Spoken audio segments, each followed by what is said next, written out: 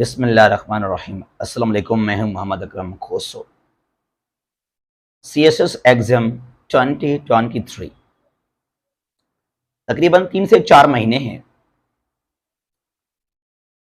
अगर कोई सवाल करे मुझसे या आपसे या जो एस्पायरेंट्स हैं जो अपीयर होने जा रहे हैं इस एग्जाम के अंदर, कोई सवाल करे आपसे, यार आपकी तैयारी कहां पहुंची है, सब कुछ पढ़ लिया है, कुछ रिमेनिंग है, तो हम क्या कहते हैं, या तकरीबन मैंने 80-90% मैंने कवर कर लिया, बस IR के कुछ टॉपिक्स रहते हैं, कुछ EDS को देखना है, कुछ करंट अफेयर्स को ऑलमोस्ट कवर हो चुका है, ये हम ये कहते हैं ऐसा।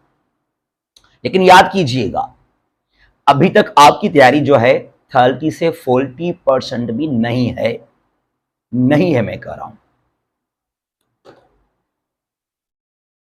हम क्या करते हैं, नोट्स ले लिए, बुक्स ले लिए, कुछ हमने खुद बनाए नोट्स, ये 4-5-6 महीने आपके ऐसे ही गुजर जाते हैं। फरवरी, मार्च, अप्रैल, मई, जून, जुलाई, अगस्त कलेक्शन के अंदर कुछ हमने चीजें कलेक्ट किए हैं, एकेडमी ज्वाइन किया, तो आने जाने में आप मसरूफ रहते हैं। जो ये 3 से 4 महीने हैं आखिरी, अक्टूबर, नवंबर, दिसंबर, जनवरी, फरवरी में एग्जाम है, इनको किस तरह हम यूटिलाइज करें फॉर CSS 2023 एग्जाम। हम सिर्फ पढ़ते रहते हैं, सारा दिन पढ़ा, नोट्स को देखा, अखबार को पढ़ा, करंट अफेयर से किताब है उसको हमने पढ़ लिया, हम लिखते नहीं हैं। We are weak as far as the writing skill is concern. दिन में 400 से लेकर एटलीस्ट मैं कह रहा हूं 500 वर्ड्स लाजमी आप लिखें। जो भी आपने पढ़ा है, करंट अफेयर्स को पढ़ा आपने, या आपने IR पढ़ा, इस्लामियात पढ़ा आपने, जो भी आप पढ़ रहे हैं, पाकिस्तान अफेयर्स हो, कोई सवाल उसका उठाएं और उसको वहां पर लिखना शुरू करें आप। तो 400 से एटलीस्ट मैं कह रहा हूं, ये आपको आगे बढ़ना चाहिए, लेकिन एटलीस्ट 400 से 500 वर्ड्स आप लाजमी डेली बेसिस पर लिखें। पैराग्राफ 4-5 पैराग्राफ लिखें या उससे भी ज्यादा। तो कहने का मतलब यह है मेरा कि 3-4 महीने इनको किस तरह यूटिलाइज करें। सबसे पहले तो लिखना शुरू करें, बहुत ज्यादा आप लिखें। पास्ट पेपर्स उठाएं 2011-12 से लेकर, और पार्टिकुलरली जब 2016 में रीग्रुपिंग हुआ, कुछ मार्क्स चेंज किए गए, कुछ सब्जेक्ट्स न्यू शामिल किए गए, तो 16 से लेकर आप लाजमी चेक करें। 16 से लेकर 22 तक जो 6-7 सालों के पेपर्स हैं, इनको लाजमी आप ट्राई करें, इनको आप अटेम्प्ट करें कि यार अगर मैंने अगर IR पॉलिटिकल साइंस कवर कर लिया, तो 2016 में, 17 में, 18, 19, 20, 21, 22 में सवाल किस तरह आ चुके हैं, और उनको आप अटेम्प्ट करें, लाजमी अटेम्प्ट करें आप उनको। हम अटेम्प्ट नहीं करते हैं, हम लिखते नहीं हैं, सिर्फ पढ़ते रहते हैं हम। और हमने सारा दिन गुजार लिया, सुबह से गए लाइब्रेरी, शाम को वहां से वापस आ गए, और हमने क्या दावा किया, व्हाट वी क्लेम, हम क्लेम ये करते हैं कि यार मैंने ना लाइब्रेरी के अंदर कोई 4 से 5 टॉपिक्स मैंने मुकम्मल कर दिए हैं, ये सवाल मैंने हल कर दिए हैं। लेकिन पता तब चलेगा आपको, आप पेन उठाएं और लिखना शुरू करें। जब लिखना शुरू करेंगे तो आपका दिमाग घूम जाएगा कि मैं यहां इसको कहां से स्टार्ट करूं। सबसे मुश्किल काम क्या है, योर इंट्रोडक्टरी सेंटेंस। कोई पैराग्राफ है, कोई आपका एक करंट अफेयर्स का कोई सवाल हो, या ऐसे है जो भी है, पहला जुमला मैं कैसे लिखूं, इसको शुरू में कैसे करूं। तो भाई लिखें लाजमी आप। तो मैंने कहा कि जो भी आपने सब्जेक्ट्स कवर कर लिए हैं उनको लिखना शुरू करें। यहां पर आप नंबर 2 बात यहां पर यह है, हम लोग क्या पहले सोचते हैं कि कुछ नहीं छोड़ना, मुझे ये किताब पढ़ना है, ये नोट्स कवर करने हैं, ये पढ़ना है, वो मैगजीन पढ़ना है, अखबार पढ़ना है, ये वो इस तरह के ना। We want to become scholars. हम क्या समझते हैं, मैं कुछ भी नहीं छोड़ूंगा, सब कुछ कवर कर लूंगा। इन दी एंड आखिर में क्या होता है, हमें टॉप 20 क्वेश्चंस भी सही तरह से नहीं आते। We become unable to attempt in fact top 20 questions. तो इसलिए मैं ये कह रहा हूं कि आप सवाल सिलेक्ट करें लाजमी, कि ये यार कोई 20 सवाल हैं, ये कोई 25 सवाल हैं, मैंने निकाले हैं करंट अफेयर्स से, पाकिस्तान अफेयर्स, इस्लामियात। ये प्लान लाजमी करें आप वहां पर। और याद कीजिएगा, अगर आपके कहीं पर 20 क्वेश्चंस भी आपने कवर कर लिए अच्छे तरीके से and you are able to attempt them properly, तो यकीन मानिएगा यहां से आपके सवाल लाजमी आ जाएंगे। क्या होगा, यहां से सवाल लाजमी लगेंगे हमारे, ठीक है ना। अगर 20 में से अब हमें सवाल 4 करने होते हैं ना करंट अफेयर्स में, पाकिस्तान अफेयर्स के अंदर, उसके अलावा आप ईडीएस को छोड़ दें, वो तो जो जनरल साइंस है उसमें कुछ स्मॉल पार्ट्स होते हैं वहां पर, ठीक है ना। सवाई इंग्लिश जो है कंपोजिशन और एसे, और मैंने कहा जनरल साइंस एंड एबिलिटी, जो दीगर सब्जेक्ट्स हैं वहां 4 सवाल हैं आपके। तो इन 20 में से 4 लाजमी लगेंगे आपके, 3 तो लाजमी आएंगे वहां से, ठीक है ना। तो टॉप 20 क्वेश्चंस लाजमी आप निकालें कि मोस्ट इंपॉर्टेंट एंगल है ये काम लाजमी आप कीजिएगा वहां पर। उसके बाद यहां पर क्या क्या करना चाहिए आपको, यहां पर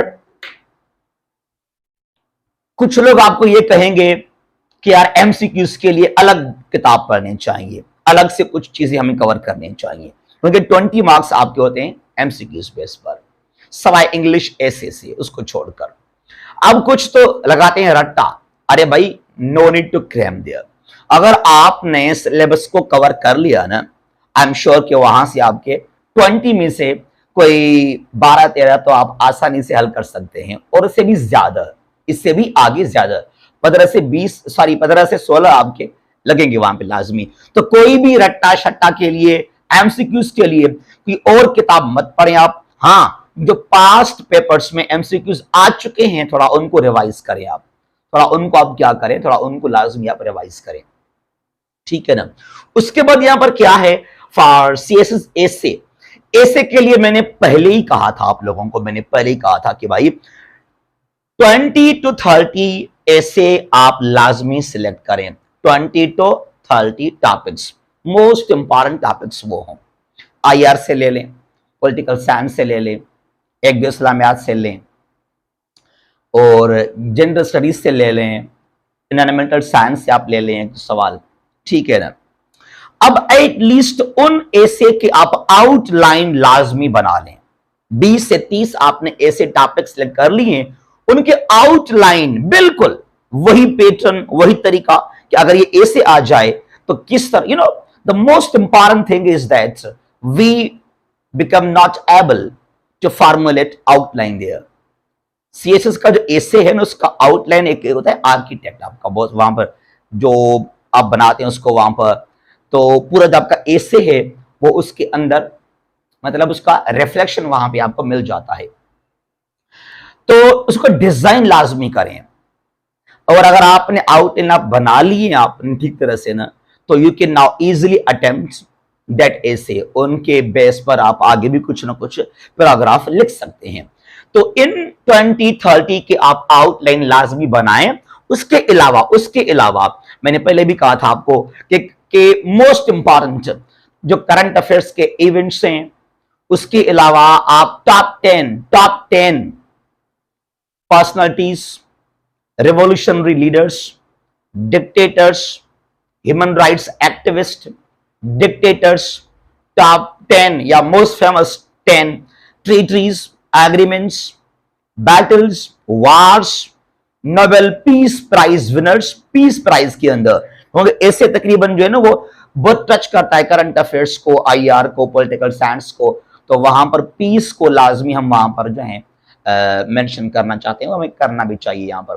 तो अगर उसके अलावा 10 रिपोर्ट्स आप ले लें रिगार्डिंग करप्शन, पॉवर्टी, इलिटरेसी, ठीक है ना, तो अगर ये चीजें आप अडॉप्ट करेंगे ना, टॉप 10 वुमेन एक्टिविस्ट हों, ठीक है ना, तो उसके बाद कोई भी आपका ऐसे अगर आ जाएगा तो वहां भी आप उनको वहां पुट कर सकते हैं, यूज कर सकते हैं इस तरह के। तो ये जो 3 से 4 महीने में यहां पर 20 क्वेश्चंस निकालें हर सब्जेक्ट के अंदर, उनको अटेम्प्ट लाजमी करें एटलीस्ट 2016 से लेकर 22 तक 6-7 साल जो पेपर्स हैं इनको लाजमी आप ट्राई करें, लाजमी आप अटेम्प्ट करें।